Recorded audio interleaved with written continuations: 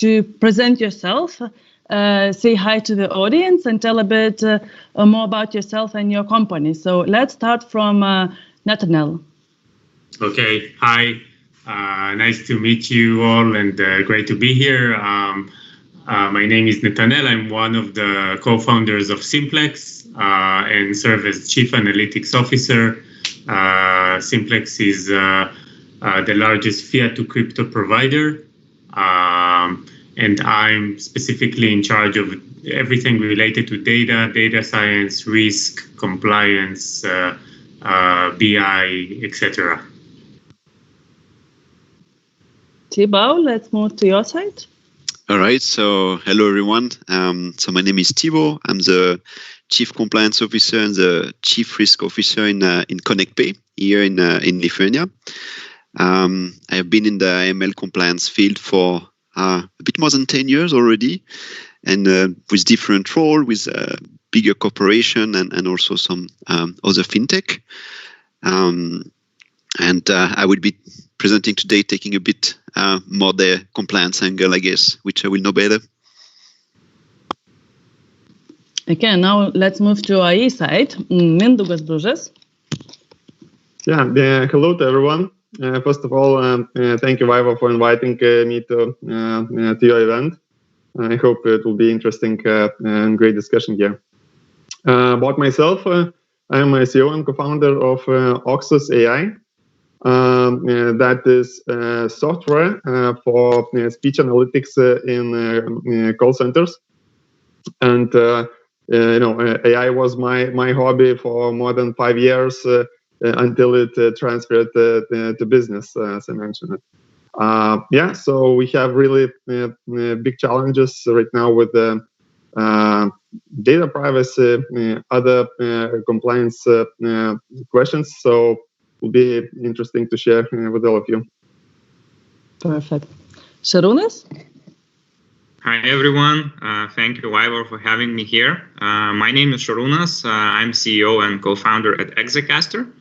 Exacaster was started 10 years ago when AI and big data were not even buzzwords. So we kind of saw the rise of the industry and all the benefits and kind of drawbacks of it becoming very popular and buzzwordy. So it is indeed very much mystified. At Exacaster, we help large companies handle their big amounts of customer data. So we make a platform called Customer Data Platform, which is designed to help make AI roll out much easier. So it prepares the data, and it also has out-of-the-box analytical models. So some of the things you don't have to build in-house anymore, or cobble together from multiple solutions. So it will be very interesting to see what are the challenges in the fintech industry and how AI can or cannot help in different use cases. So looking forward to the discussion. Perfect. Davidas? Yeah, hello everyone. Thank you, Vaiva, for amazing event. So I'm data scientist from IBM. So for most of my career, I'm working between financial industry and artificial intelligence, developing different machine and deep learning models, which could help companies and to establish these financial products. So yeah, I'm really enjoyed to find out more from different kind of fields, from compliance and other AI specialists to discuss more about fintech and AI connections and mismatches. Yeah. Perfect. I see that the compliance will be the buzzword today here. But let's start from talking what AI is. I mean, some people say to me that when I use the Excel spreadsheet and have a lot of data there and have a lookup function, I do the AI. So what AI is in reality? Mindaugas, could you provide your understanding of this word? Yeah. So probably a lot of general people understand AI from movies like Terminator and similar. But actually, AI is just a way of simulating human hour intelligence in machines to accomplish some simple and complex tasks. And probably AI became a huge buzzword because of breakthrough in deep learning and DeepMind and other companies achieved some great achievements. But if to look broader, so in AI there are a lot of different branches, and machine learning and natural language processing and robotics. So it's quite a big a complex and lot of branches in this AI. And when you speak about AI, you need to be very precise what you mean. As I mentioned, are you speaking about robotics? Are you speaking about the deep learning or machine learning? Yeah, but all in all, it's just simulating human intelligence for some tasks. Sharunas, would you like to add? Yeah, I have a very strange perspective on AI, and I actually started as a software developer a long time ago. So I kind of look at this from that perspective, and it could be maybe useful to look at AI from a software development perspective. What is it? How is it that different? So from that perspective, AI is basically a compiled program.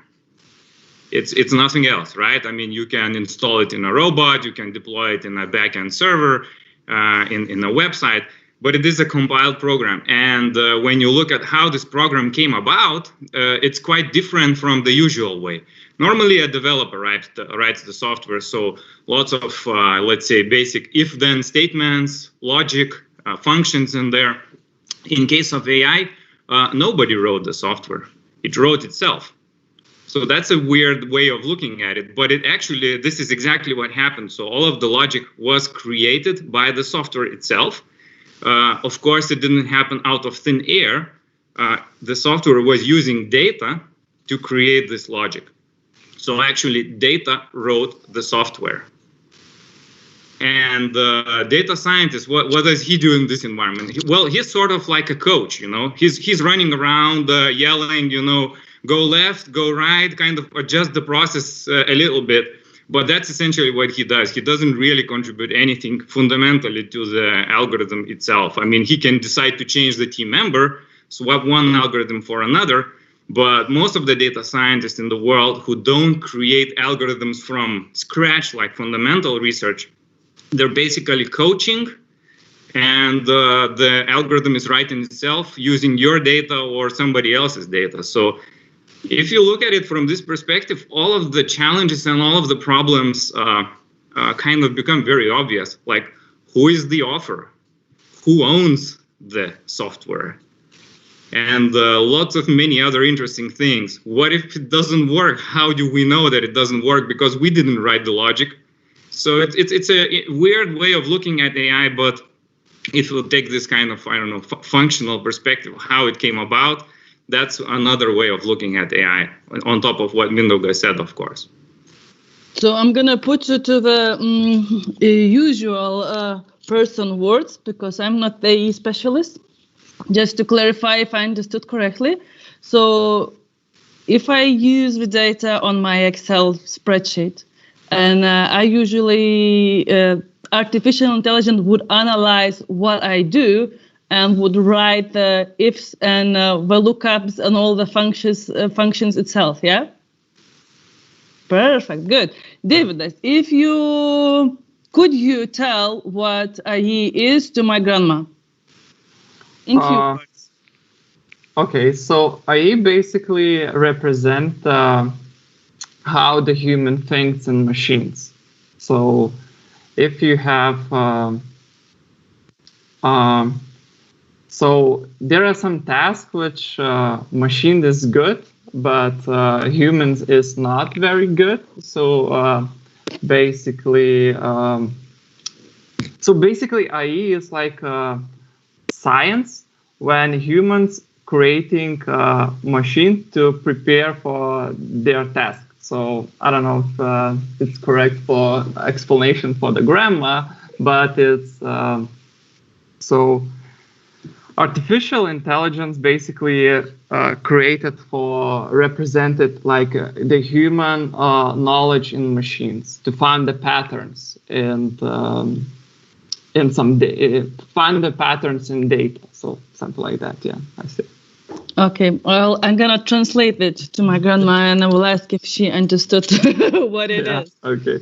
And now let's move to fintech. And fintech is also the word which doesn't have a clear definition. The regulators think that it's just the companies which are licensed, while the industry thinks that all the providers who create the fintech are also should be called fintechs. While the bank, today's bank, they also are fintechs in some way, at least some part of it. So, Thibaut, what is your perspective on that? Yeah, and I think the description remained quite broad. I think that the idea of a fintech in general is to be able to provide a better financial services to businesses and individuals. I think it's all about the experience we're able to provide. And it's through this experience, we need to leverage newest technology, latest development, so that we give the consumers direct access to their financial lives, and they would have like very easy to use technology. You were mentioning, and it's always interesting, right? How like the regular brick and mortar traditional banks are also like, are they fintech? Are they not fintech? Some of them are, calling themselves fintech. I think one of the big difference also with a fintech is that a fintech would be also more looking into the possibility of bringing like underserved people that are not necessarily the customer of these brick and mortar banks. And I think that that's a target that fintech would be looking at as well. And they need to be able to provide a service to them. And yes, technology, service that are being provided, and make a better customer experience. I think that's the key in a fintech. Well, Netanel, would you agree with Thibaut? Generally, yes, very much. I think that both AI and fintech are today mostly buzzwords. It all depends on what you do with them. I once heard someone saying that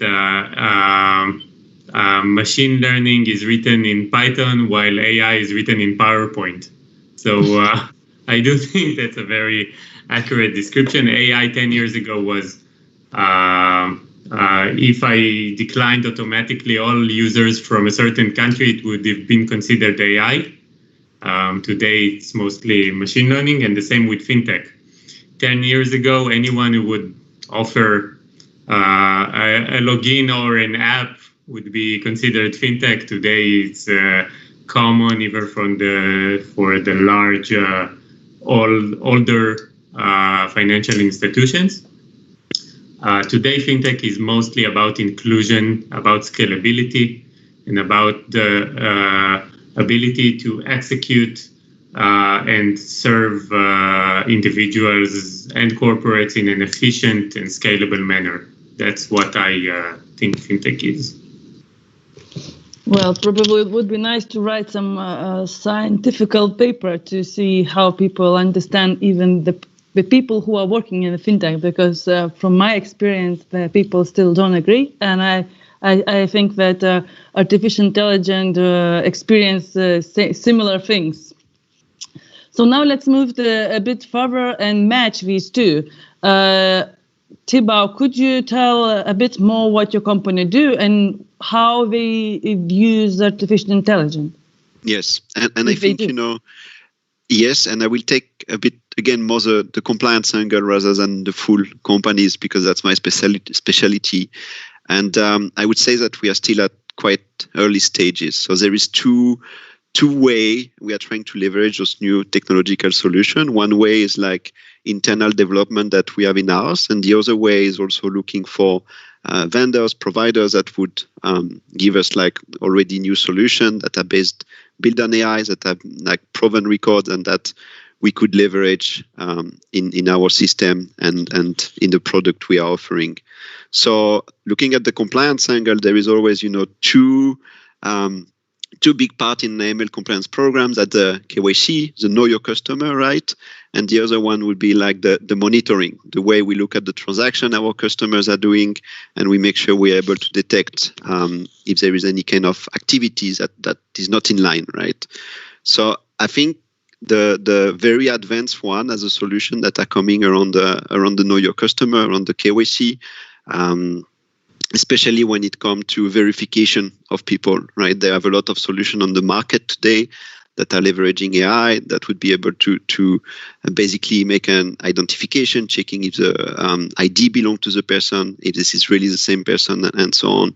So I think this has been a breakthrough in the last few years where it was considered that only face-to-face verification is a valid one, and AI really make a big difference here, allowing like remote verification being done through the system. So I think that's the main one. And then the second part I was mentioning regarding the monitoring of transaction, we are still at very early stages here. We have some part of robotic implementation that we put in place to facilitate the work of our employees.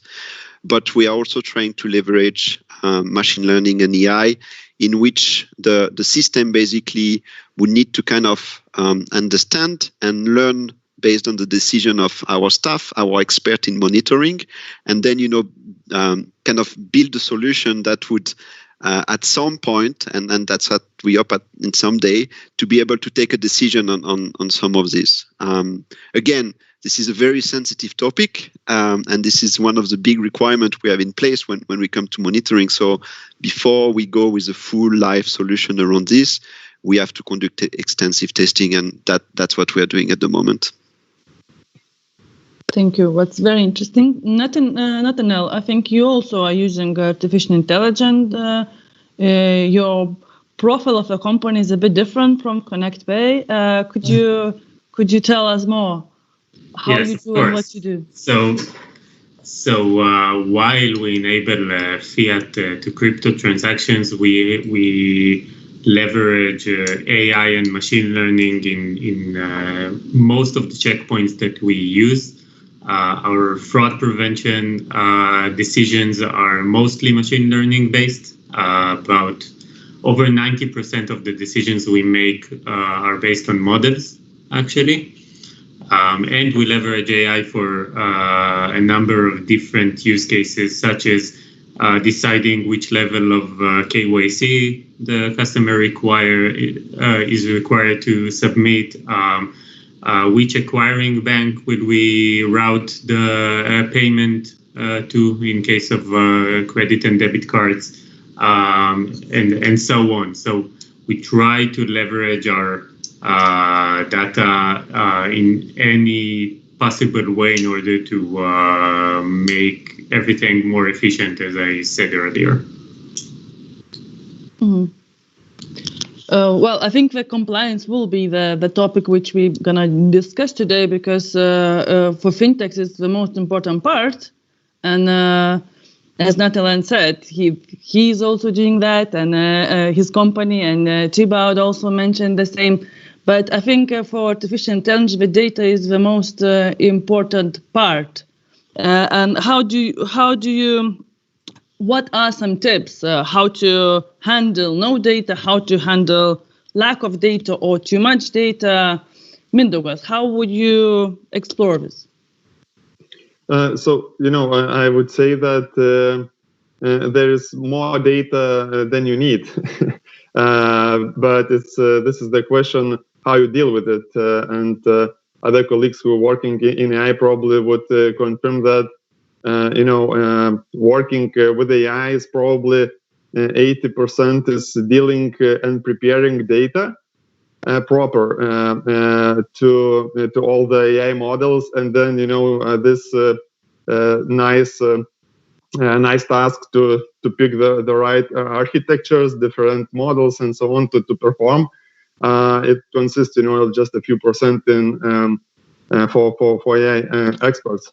And actually, of course, preparing the data is hard, and especially if organizations which want to use AI didn't have good practice of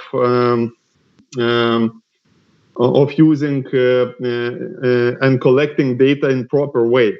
So usually that is the problem in banks and other big institutions, because the way how they collected the data, it was different, and the legacy systems has some restrictions and constraints, and that's how it's. I mean, for bigger organizations, they are not prepared the data because for AI using, because it was not an issue a few years ago, and this is the first thing what you need to do when you start to work with bigger organizations, to agree how to prepare data and collect the data in the right way. Otherwise, there is no possibility to use it, for AI applications. Yeah. Sharunas, what would be your tricks and tips? Yeah, so it's a massive topic, right? So like it's probably 90% of work, not even 80%. So we could spend like most of this session just talking about data. Maybe let's not go there too much, but in reality, it's all about having the right architecture in the company when you work with data, as Mindaugas said. And there are some proven architectures, and then there are some, strange architectures. So I think in this day and age, with like 10 years of history, it's very easy to pick the proven architecture. There's no need to, explore around. You just take what works and use it. So the proven architecture is really beginning from a data lake at the bottom layer. And data lake is essentially a big data storage that has raw data, like as close to original as possible, because you never know what kind of signal or variable you can actually extract from those things. So even if you look, I don't know, web page clicks, there's browser version, operating system version, all sorts of like screen resolution, all sorts of variables in there that maybe 10 years ago were not interesting for anyone. And now you can look at that and say, okay, wow, I can actually extract lots of information. And this is just like a single data feed. And there's, in a bigger company, thousands upon tens of thousands of such data feeds. So the strategy that most companies have adopted, which has proven valid, is to essentially archive all of that. So that's where the data lake kicks in.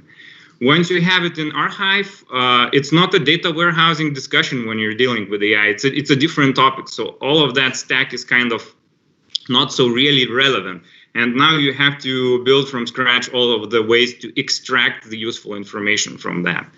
And nowadays, there's a lot of out-of-the-box solutions to work here.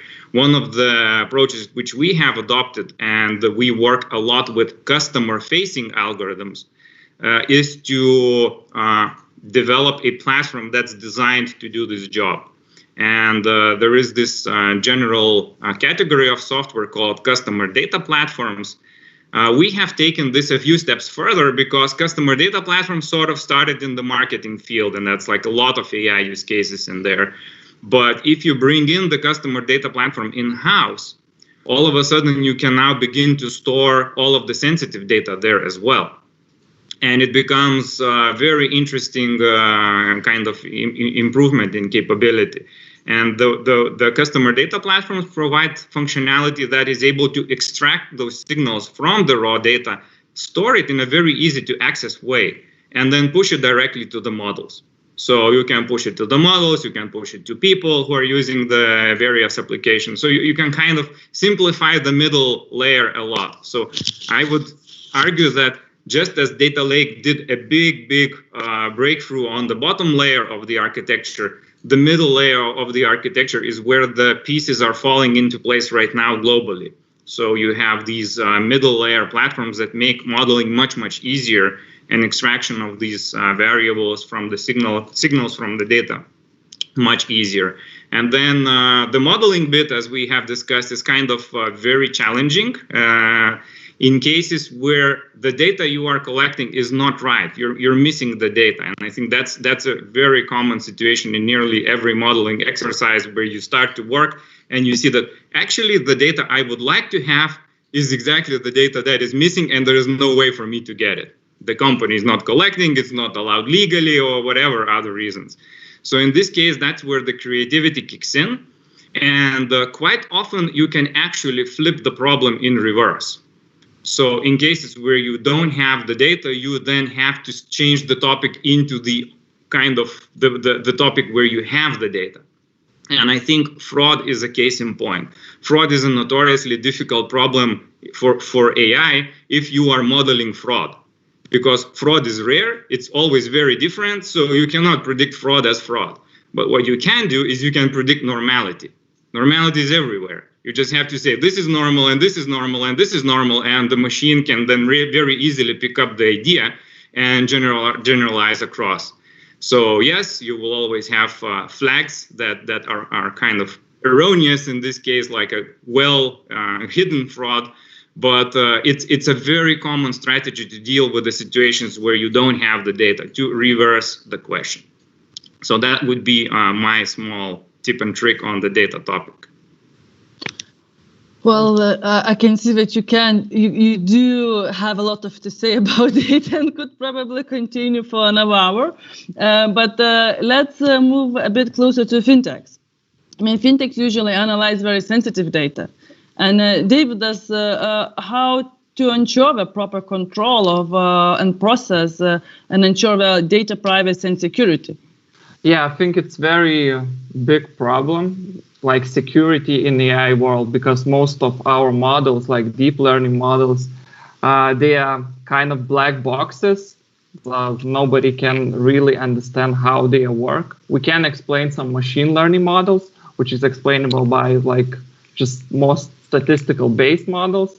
But yeah, so I think you always should have like security guidelines for AI. So if you want to do that, because you have, especially in financial field, you have like GDPR and other kind of European guidelines, which is kind of strict you.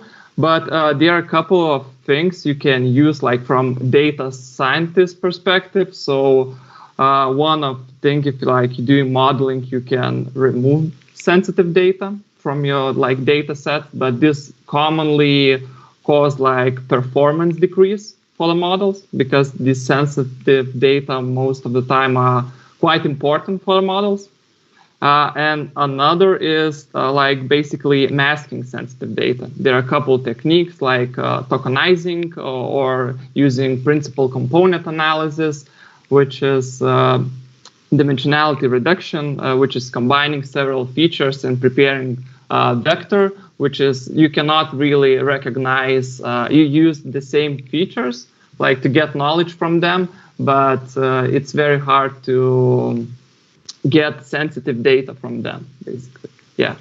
So I think first of all, what companies should do is like preparing like strict security guidelines for AI, that data scientists should know what to do with like this sensitive data, that they not develop into the develop model with sensitive data to the production. So yeah, so they should know that, and then preparing and handling these sensitive data in different like ways.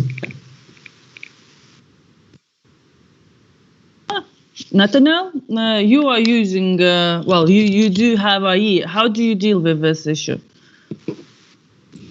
Well, we need to differentiate between what is happening within the company and what is happening outside of it. We need to differentiate between privacy and security.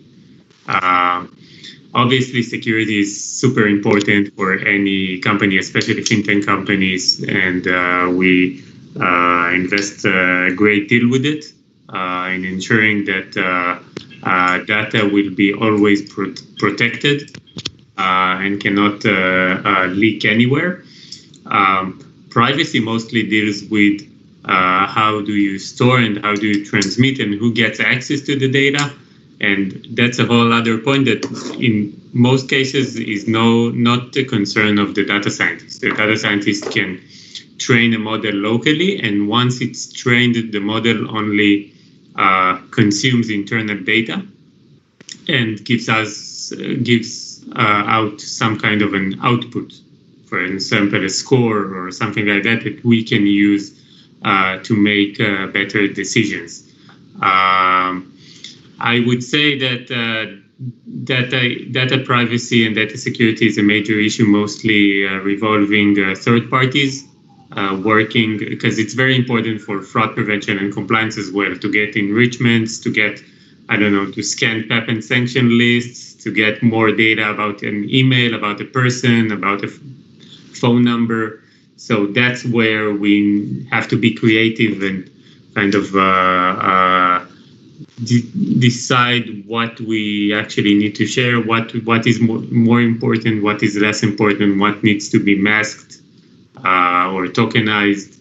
The data flows are the most sensitive part. Thibaut, would you add something? Yeah, I think what Davidas and Netanel are saying, I completely second it, right? There is really like 4 key elements, in my opinion, to ensure proper control on the data management.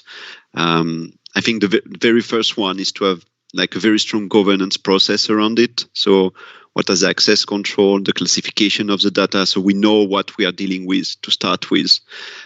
Second one, obviously, that's what Davidas was mentioning as well, excellent cybersecurity, especially nowadays with all the different threats around.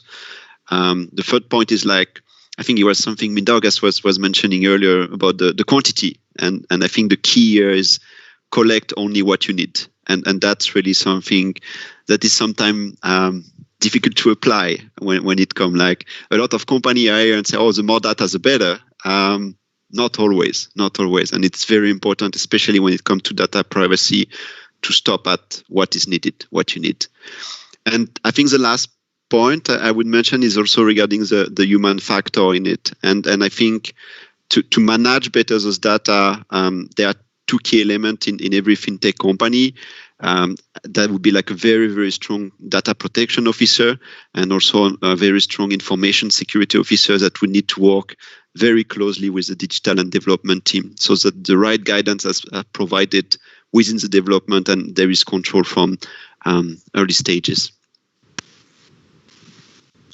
Mindaugas, Sharunas, you will add a bit later. Yeah, I had a question actually for Netanel and Thibaut. Question is, do you consciously deal with variables that could be discriminatory and forbidden by law? So, for instance, like discrimination by gender. How do you make sure that these things don't kind of interfere with the model?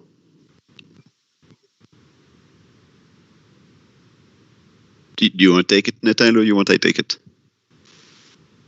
You can start. Okay. I think that's always a risk, and that's always a risk we are not necessarily aware of when it's happening, and the key is here, and that's what we are doing today, as we have still in early development stage, to review the result, to see if such kind of conclusion that you were mentioning regarding, discrimination based on gender, discrimination that would be based on, country, geography, nationality, are not necessarily things that are really taken into consideration and that would be excluded from the model.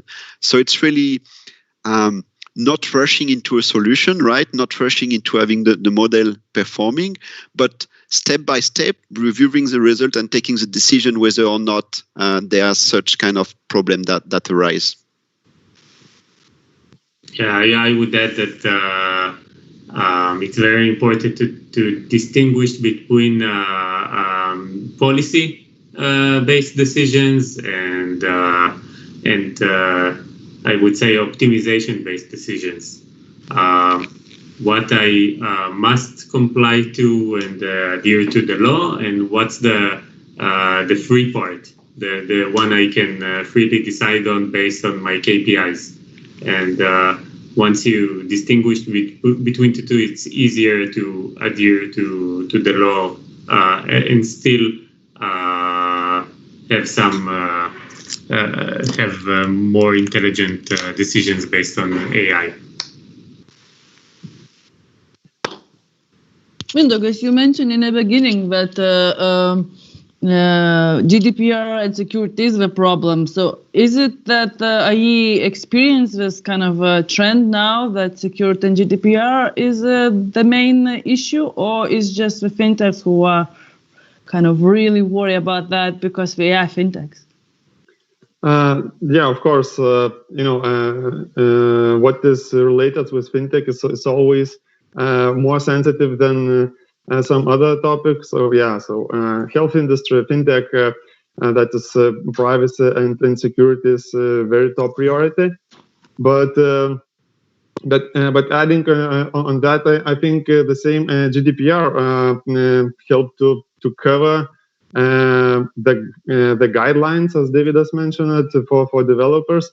The main thing probably is that depends on on the managers, what kind of culture there is in the company, and actually it depends what kind of these guidelines will be able to apply by data scientists and other engineers.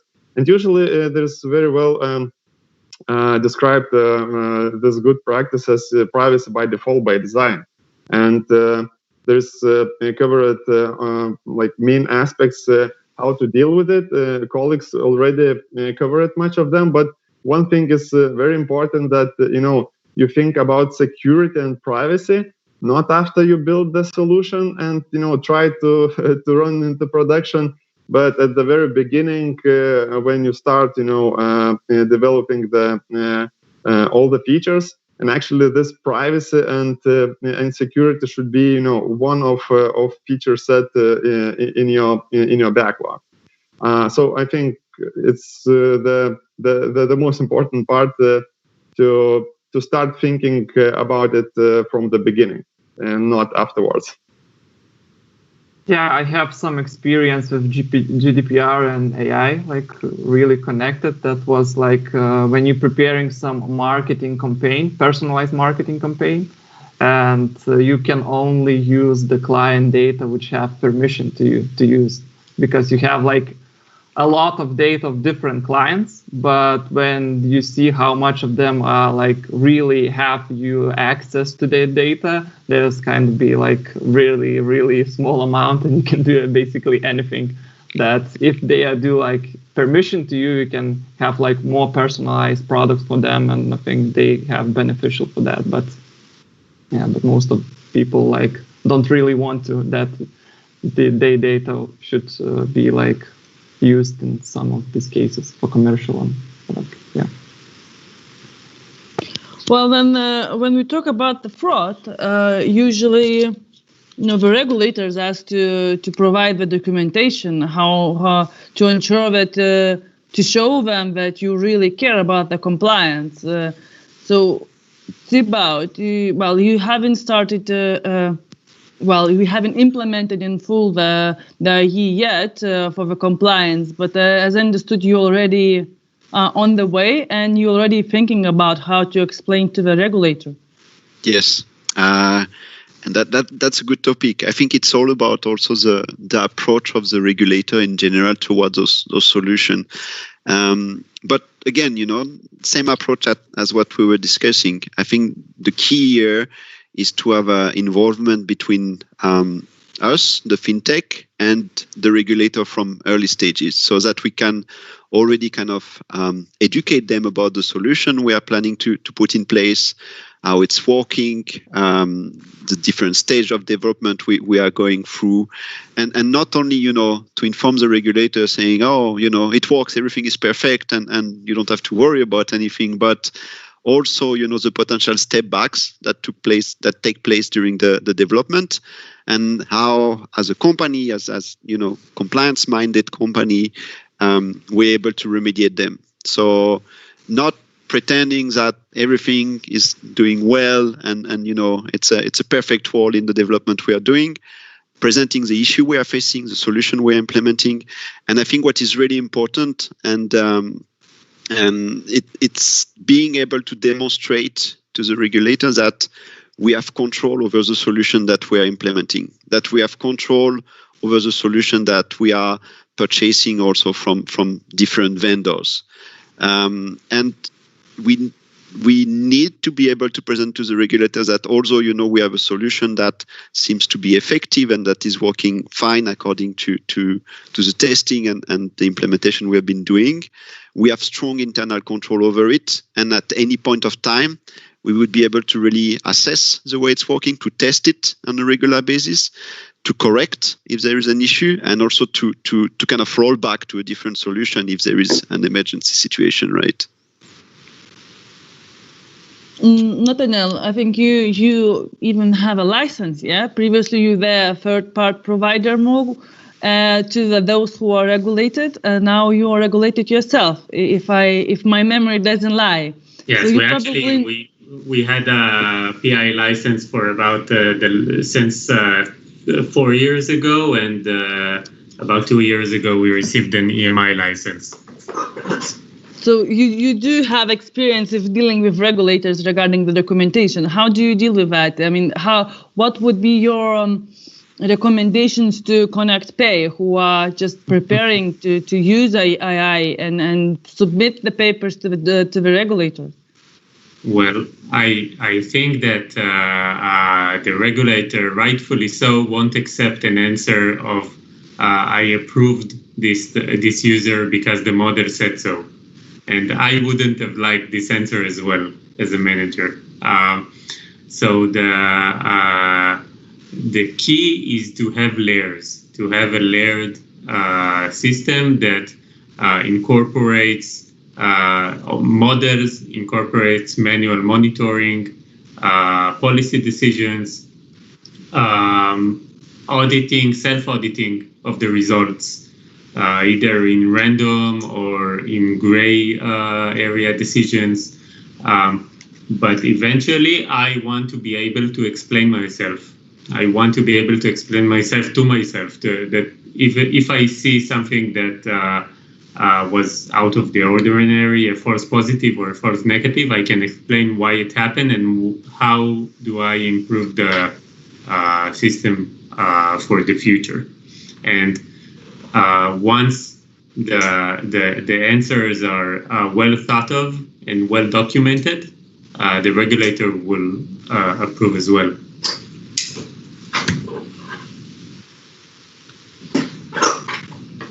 Yeah, so if I can ask a question about this strong governance of models. So of course, in this area, it's very important, but there are many other areas where models potentially operate in the business.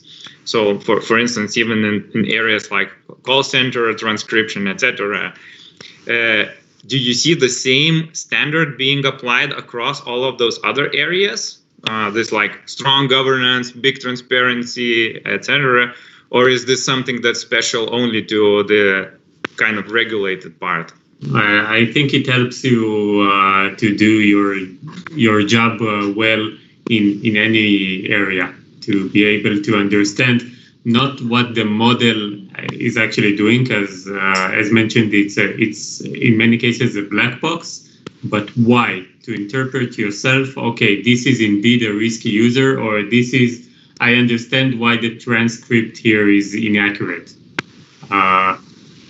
It's very explained is a key factor. I think that the AI and data science world has transitioned from very simple algorithms to very sophisticated ones, and now the focus is on explainability. Okay, I have a black box, but I want to be able to explain it. And that's a key factor in any industry.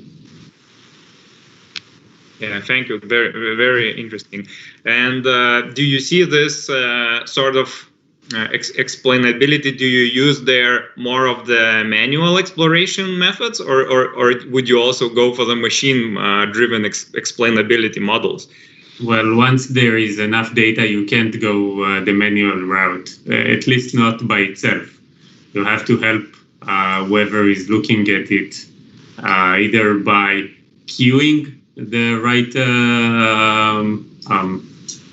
data sets or the data elements that you want to manually review, present it well enough, give some kind of statistical significant feature importance metrics. You have to help whoever is auditing or reviewing to review the right stuff efficiently. Okay, we have few questions from the audience, but one is very right to what we are talking now. So I will move to Mindaugas and will explain what others asked. What could be the use case of unsupervised machine learning in fintech? So we talked about the fraud, but the fintech is not just about the fraud or prevention. Yeah, where else fintech could use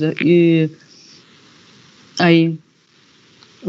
Yeah, of course. When it comes to unsupervised learning, not supervised learning, so it's quite tricky because of course in the science there are a lot of attempts to show the use cases, but in real business.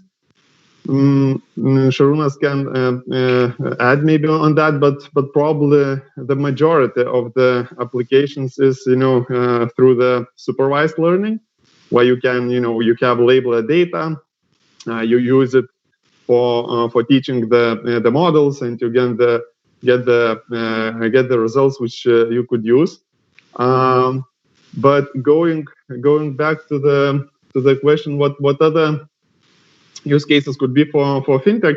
So there are like a lot of them, and I believe we're just scratching the surface right now. But one of it, as mentioned, fraud detection from analyzing the input data in various forms, like in text, speech, even speech data, also tabular data. Another thing is like that is coming quite popular, smart analysis of pieces, data overall, and giving insights, for, let's say, for brokers, for trading,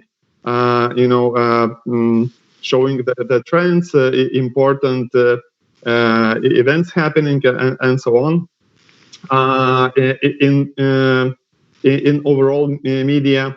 Another thing is assistance. So from simple chatbots to voice bots, which take more and more this tedious tasks from people who are serving these customers, and helping to get necessary information and service to consumers with the AI help. And it's just a few, and I could go on, but these are probably nice. Yeah, so I can also say that NLP is quite useful for financial industry. So mostly summarization on financial reports, extract useful information from different forms of clients. So this is quite useful. On supervised learning side, which we don't have like label or something. Most what I'm doing in was personalized some clustering some clients by different categories like age, gender, and which product would be more useful for that client. It depends on if you live in a city or in like different countries and something like that. That would be also very useful on supervised learning side. But I think NLP and these new like technologies like transformers really help us to do a lot of this summarization of financial documents, reviewing the documents, and extracting like some kind of useful information from a lot of amount of documents and files. Yeah. Yeah, if I could add, I think a huge area of business cases lies in the commercial direction. So it's all about what is the product portfolio, what are the gaps in the product portfolio, how do I kind of connect that portfolio to my customer base, how do I personalize the messaging. All of that is a massive area of AI, has been applied for many years very successfully, and lots of techniques are used, both supervised and unsupervised. Also optimization that's running on its own, so to speak, like reinforcement learning. We're also very familiar with the simple option of that, like the A/B testing. Essentially, these are very big business cases for a company that has more than one product or more than one price plan, and has been applied in many industries quite successfully. So for us as a company, we actually primarily specialize in these topics because that's where the upside is. And the upside quite often is massive, like 25% increase in revenue per customer could be achieved in some cases. So like, who wouldn't take that? So compliance, all of that is, from my perspective, is very necessary. It's a cost of business, but to grow, you need to point AI in the direction of growth. So that's where all of these personalization and product portfolio, upselling, cross-selling type of business cases lie. So very, very important area.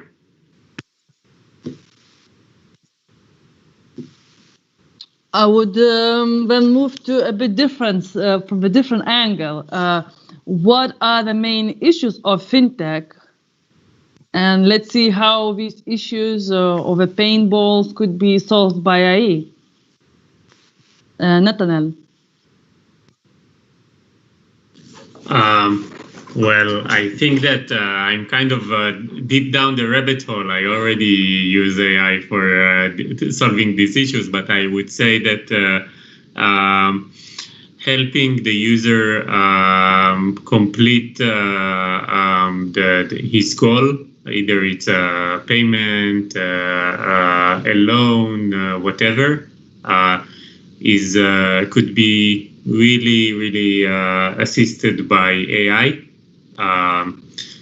For example, one of the major issues that fintechs have are bank declines. Other financial institutions are declining to perform a certain transaction, either a correspondent bank or an issuing bank or something like that.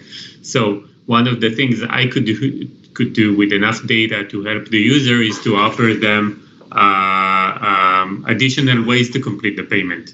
To say, okay, based on your traits, your payment details, I would recommend to complete the payment via this and that payment method, or reduce the amount that you want to purchase, or automatically reduce it. Offer to use a Visa card instead of a MasterCard because there's more chance to succeed in this particular geography. So that, I think, is the major, other than fraud and compliance that we've discussed, and maybe other people would like to expand on. I think that's something that many fintechs are missing right now.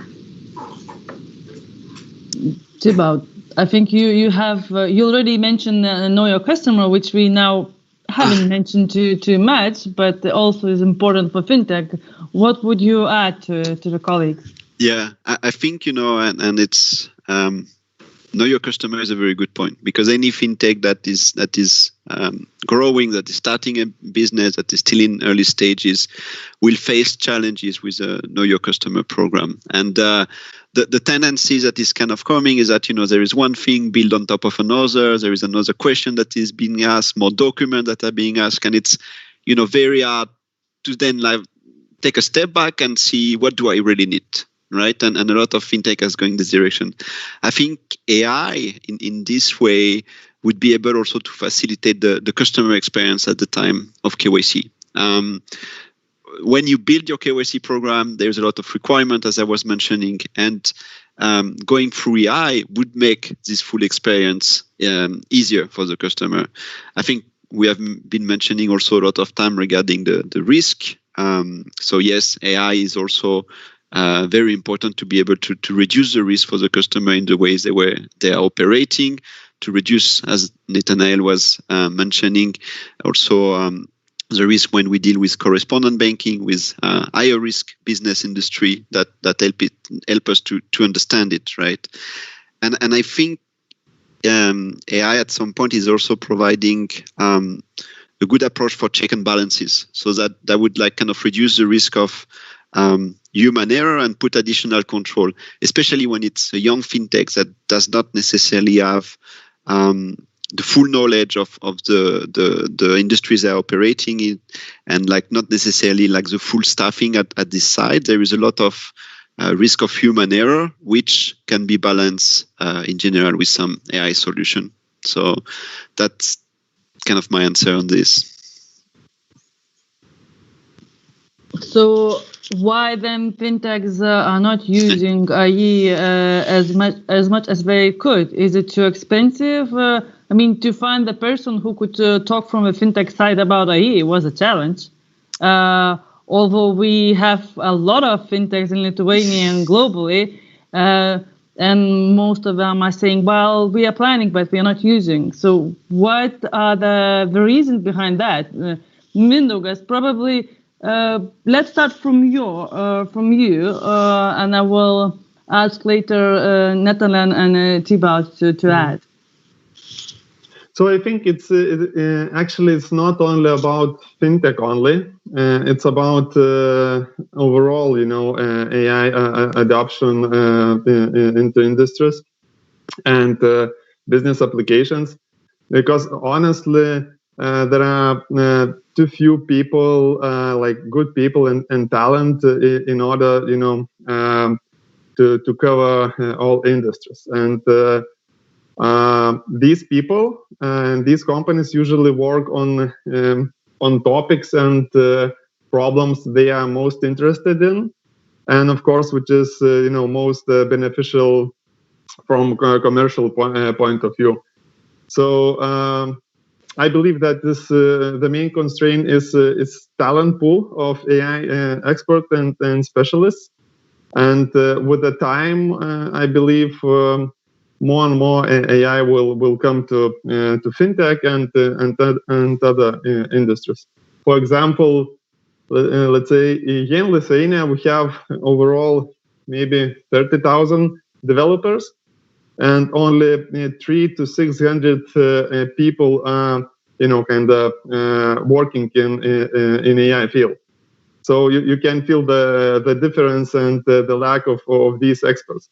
So I believe that this is the main point. Yeah. Šarūnas, would you agree with? Would you like to add something?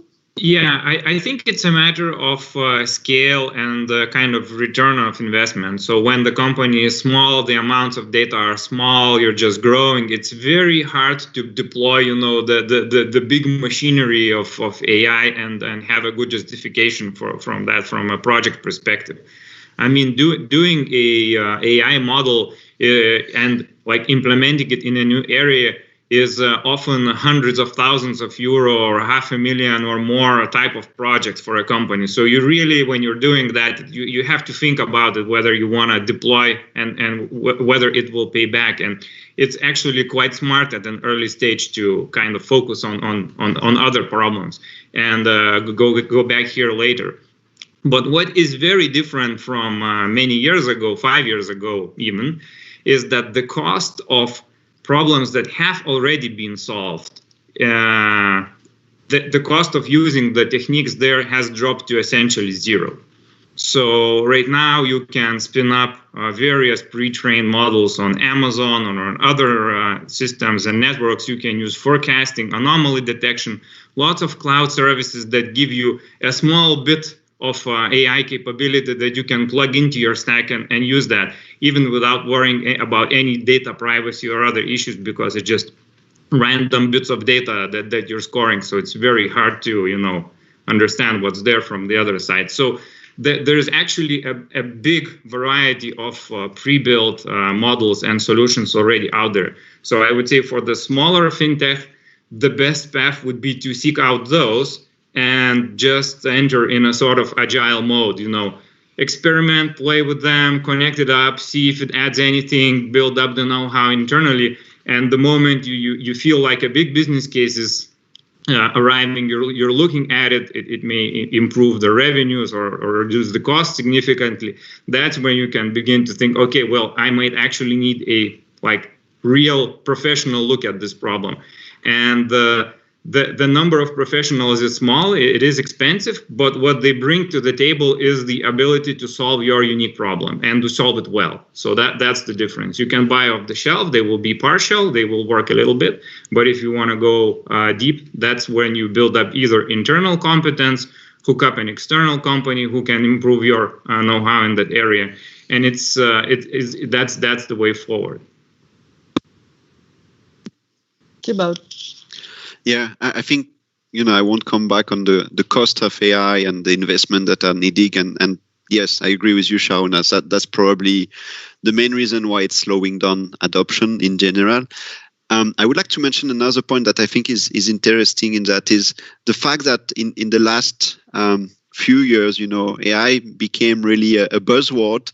And then suddenly we had thousands of vendors that were claiming to do some AI solution, right? And then they contact the fintech, they contact us, and when you look at the solution, you scratch a bit the surface and you see that there is no AI there. I mean, yes, there is some technology, but it's very simple technology and a lot of time, a lot of human workforce in the background that is actually solving the issues that the computer showed.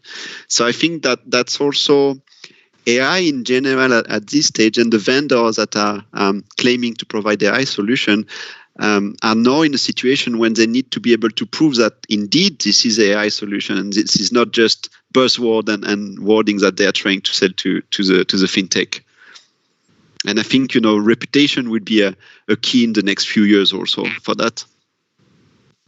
Yeah, I think that's a very good point, and that's precisely why when you are looking for such solutions, go for the very narrow but big platforms. So if you go to Amazon environment, there's lots of pre-built options that you can leverage. You don't need, you can open up the hood, you can use them. So I think that's kind of looking for small bits of AI rather than the big solutions. I think it's too early for those yet. Maybe in 5 years' time, we will have them in the market. I would like to add a couple of points. The first one is many companies who want to enter the field and start using machine learning and AI don't have the proper data to do it. Data must be saved, groomed, and maintained over time in order to start leveraging it for AI.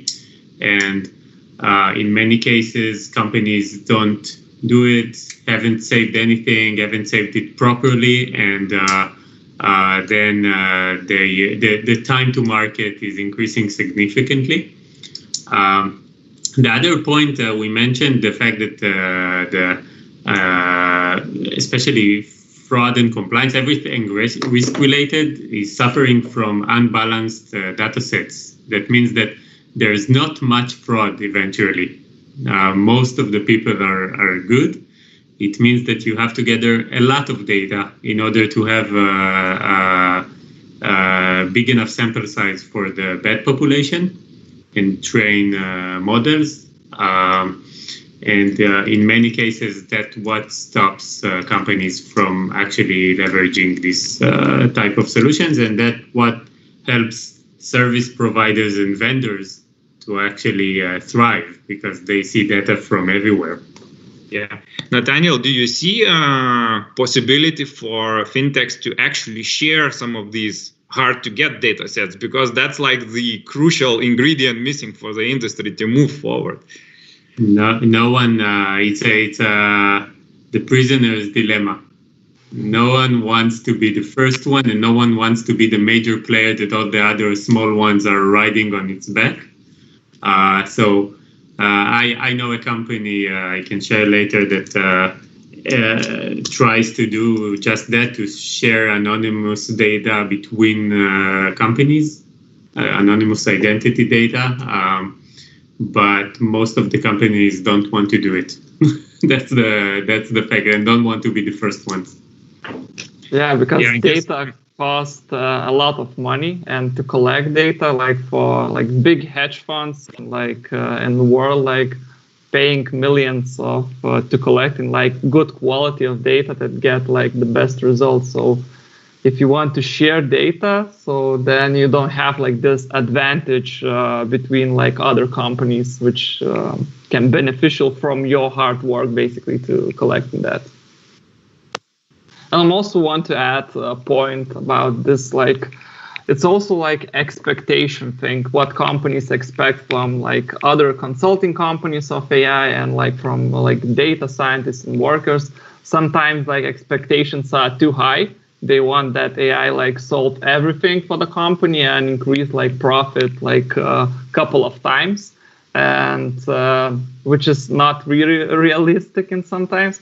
But and also or basically they don't really understand it and thinking that, oh, this is like not very good for us. And so I think like knowledge is also like the piece should be like developed in the years that people understand and have like good kind of expectation what AI could help and what it could not, and maybe use some different approaches for the problem. So if I'm a fintech and decide to implement AI, so first of all I go to Amazon and try different models. If I understand, well, I don't have any clue about AI, so I'm trying to explain to the audience so they get the idea. And let's say I decide as a fintech to implement fraud prevention model. And the fraud is always changing, you know. The fraudsters, people from a prison or not from a prison, create new models how to launder money. So does it mean that I will need to update my model constantly? The same with regulations. If a regulator changed the ruling, I need to probably change the model. So how does it work? If a company decides to use AI, they should have a person in house who always do that, or as a third provider who is kind of a provider for a long time. Yeah, I can comment on this. So once you put it into production, well, of course, you have to maintain it and do all of the changes. And models have these maybe even more maintenance characteristics than other software, because you have to retrain, the environment is changing. It's a special kind of software. So for sure, and quite often it can be a vendor who is doing the maintenance. If the team is big enough, it can be in-house. So, but there is also a very interesting way to tackle this when you're using like cloud vendors, external vendors, and internal expertise to kind of stack what you're buying and what you're building. So let's take the topic of anomaly detection, for example, which could be used in fraud. So there's lots of algorithms to do that. Some of them are crazy, even deep learning based things that monitor time series. This is something that we have experimented with. And you can run this on massive data sets. It will dig up lots of interesting findings. But how do I then reduce the noise, you know, to find the signal? And that might be now very specific to your company. So I could take a totally off-the-shelf anomaly detection solution and then layer on top of that my internal know-how and other models to filter the signal and get to what I want. So it's a sort of like mix and match of different components. But you have to start playing with it, and then the know-how will grow in the company.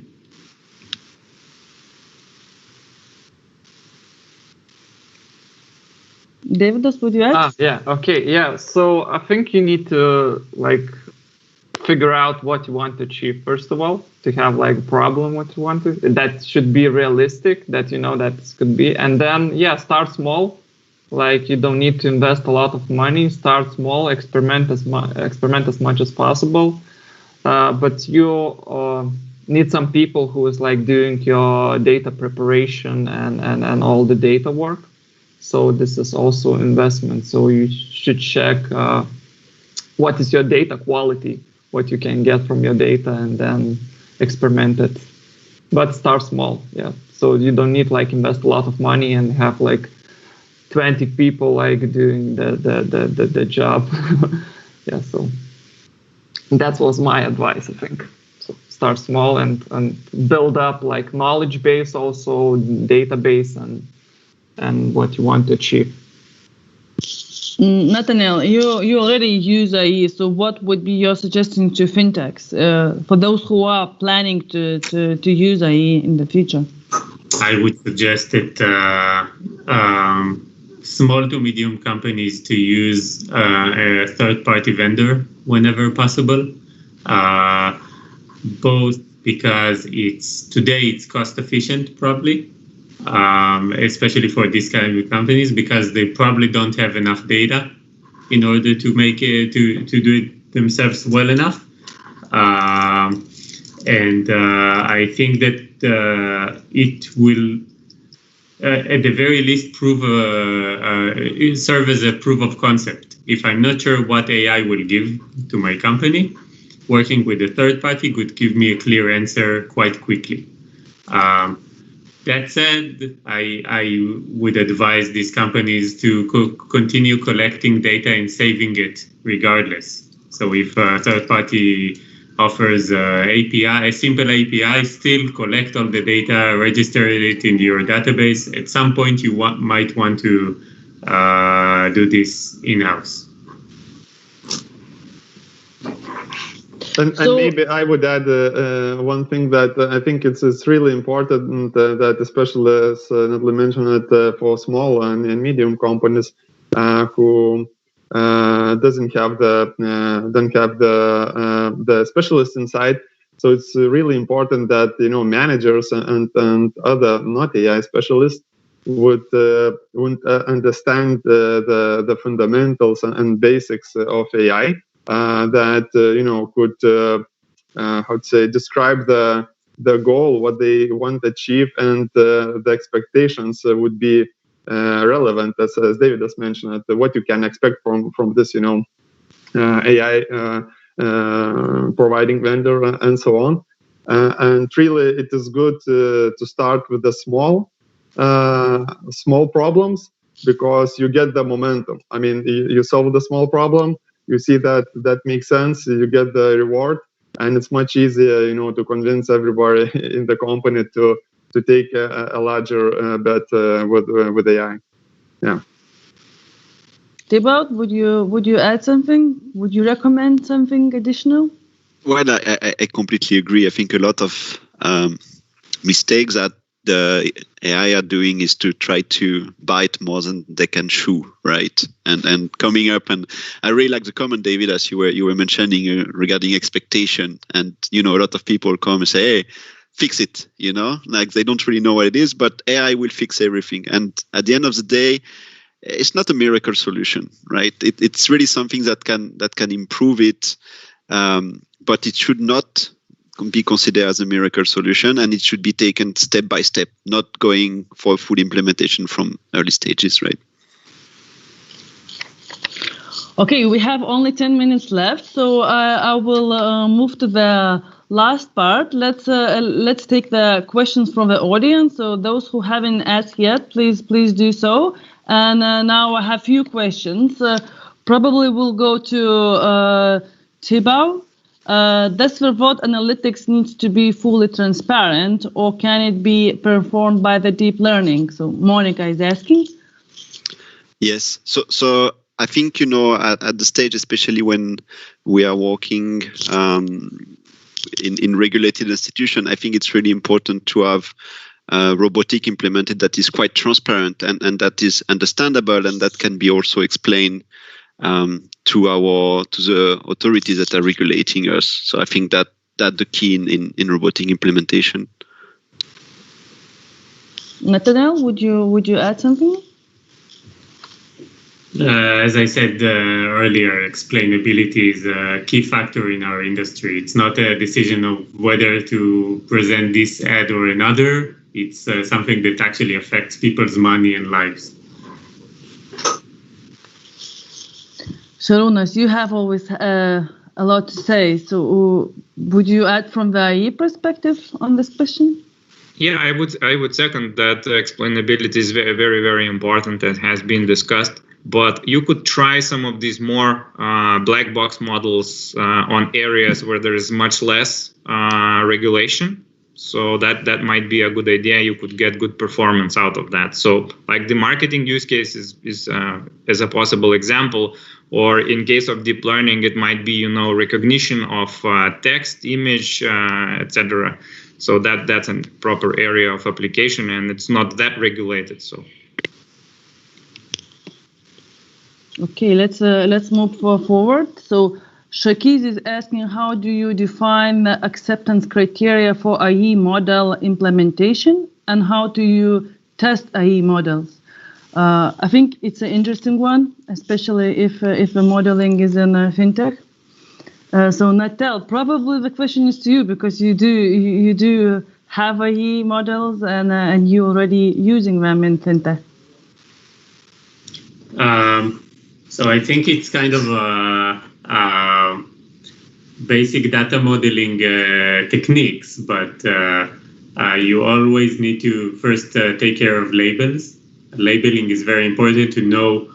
For example, if I want to predict the likelihood of a payment being fraudulent, I need somehow to tag the payments and saying, is it fraud or not? And I have various ways to do it. Once I do have it, I need to clearly separate my data into training data that I train the model on and test data on which I test it, and make sure they don't overlap. And there are a lot of other techniques that help me ensure that these results will remain the same in real life.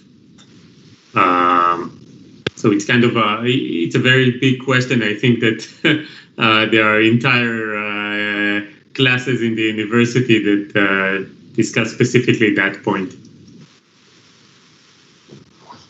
Tibal, would you add something additional? Not really. I think the complexity of it is hard to provide a straight answer to that, as Netanel was mentioning. It's all about making sure we use the right data also for the service and the outcome, and then having a clear process on the testing itself to make sure we have the right tool, we have the right people, and taking the decision there. I mean, it's hard really to be very precise on this question. Yeah, I have a short comment from my experience. I think it's very easy to have a model that passes all acceptance criteria from technical perspective and produces zero or negative impact on the business. So it's the easiest thing in the world. So when you are accepting machine learning models, the acceptance criteria should include both the technical ones and also the business side to make sure that this is not entirely missed. It's a very common mistake. Yeah. If you can explain the results, what model give you, I think it's like ready to go to deploy. Yeah, that's what Natalien also highlighted previously, that this is the most important part, to understand how your model works. And be able probably to point the mistakes if there are some. A second question is from Mantas. I think we already covered part of it, but we talked about regulators. We talked about fraud prevention, and Mantas is asking, what is your experience with regulators regarding IE solutions applied within compliance area?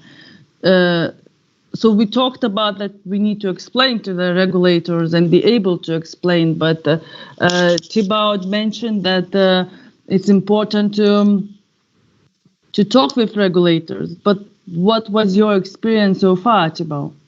So I would say it really depends on the regulator. I have been working with very different regulator, and I won't be naming here, and that would be too risky, right? But Lithuania is actually the Bank of Lithuania is quite open to this technology solution, I would say, in general, and it's very easy to find an audience to explain and to share with them. The key, as I was mentioning, is to be really open with them, to be really willing to cooperate. Some other regulator I have been working on in the past was very much looking at AI and technology in general as something risky. And the example I was mentioning regarding remote verification, you have still a lot of regulator in the world that say no. Remote verification is not something acceptable. The only way is to do it face-to-face. The only way is to do it face-to-face at an authorized governmental body. You still have a lot of places like this. And, when you have to deal with this kind of regulator, it's a lot more difficult to bring this AI knowledge, because from the very beginning, it's being seen as a risk. And for those regulators, ultimately, human is the best control. Human is the less risky. So I guess we are kind of lucky in the environment we are here in Lithuania. I think things are changing globally in which education on the possibility of AI and the solution are being put in place.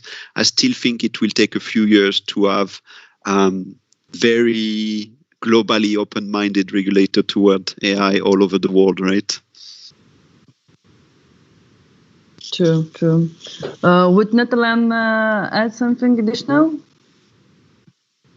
I would just add that in compliance, I don't think that AI is all-encompassing solution. It's only a part of the solution. It can help to guide you either to prioritize the cases or something like that, but it's not primed yet to make full decisions like in other areas.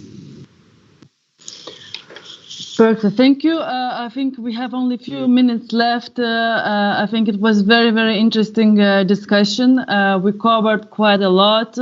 For me, it's much. I have better understanding what AI is and how to implement in fintech. Could be the ambassador for AI now. I'm really very glad to see that the fraud prevention, AI could help to prevent the fraud, could help thinkings in other different ways to optimize what they do and provide better services. So I will invite you now to wrap up, to kind of say the few last words to conclude what you were saying. So let's start from Mindaugas. Yeah, so I would say just, do not be afraid, start in a little, and be open for experimentation with a low risk, and go forward of this, AI techniques and possibilities implementation and fintech. Yeah. Davidas? Yeah, so basically I agree with Mindaugas, but I want to add a couple of more things, that it's not that hard as you think. It's not like super rocket science, and you can learn easily to understand what is AI and what it could do. So yeah, start small, start experimenting, start understanding, and I think you achieve very good results in the end. Šarūnas. Okay, so my thank you very much, first of all, for the excellent and interesting discussion today. My few words of advice would be to define the problem well from a business perspective, so that you really have a chance of producing the impact, and then follow the advice that you just heard. So yeah, go agile, go small, play as much as possible, and then see what it does. Perfect. Thibaut, how you would conclude this panel? Yeah, so I mean, a lot has been said already in the conclusion, but at the end, it's all about do not consider AI as a miracle that will solve all your problems, right? And also, what is important is very important to keep some type of internal controls and control over the solution that you put in place. I think that two key elements. Netanel, you are the last one to conclude. Yeah, What so are your... I will conclude that remember that AI does not equal automation. You don't have to use it for the same purposes, and in many cases, AI and machine learning models could help you make your current process, even if it's manual, more efficient and scalable. Start from there and then see if you need to automate. Thank you. So I will conclude in very short, probably way. I think that the fintech and IE does have a perfect match, but it's gonna take time to have IE in fintech as much as it could have, and benefit from it because of security, because of data protection, because of the cost. Fintechs, some of them are still quite new, and as I heard, it's still quite expensive, and we have some, probably will need to wait for a few years to have more people working in IE. But it definitely can help to fintechs, especially with fraud protection, know your customer, and generally providing the better solutions for clients, providing the best services in that way. So thank you once again for very, very insightful and very interesting discussion. I really enjoyed it. I am sure that everyone enjoyed it and got quite a lot of new insights how to move forward with that. Thank you so much. Thank you. A pleasure. Thank you. Thank you. Thank you. Bye-bye. Bye.